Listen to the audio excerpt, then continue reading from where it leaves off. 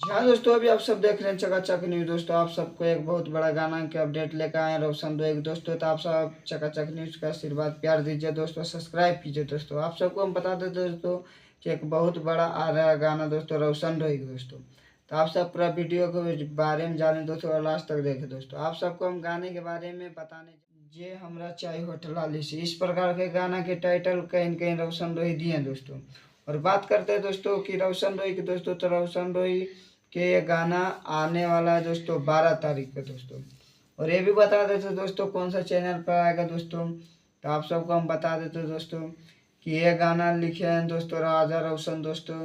और ये गाना के गाया गया दोस्तों अंकित आया स्टूडियो में दोस्तों।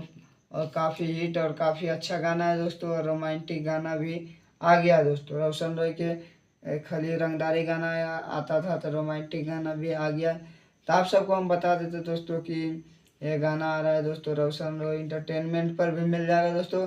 और ये दूसरा चैनल पे आएगा दोस्तों। बाकी आप सबको अभी पूरा फुल गारंटी हम नहीं बता सकते दोस्तों। बाकी रोशन रॉय इंटरटेनमेंट पर आप सबको ज़रूर मिलेगा 12 तारीख को 6:45 में दोस्तों। तो आप सब जाके गाना सुनिएगा दोस्तों। और चकाचक न्यूज मगे को प्यार दीजिएगा दोस्तों। बाकी बात अगले वीडियो में मिलते हैं।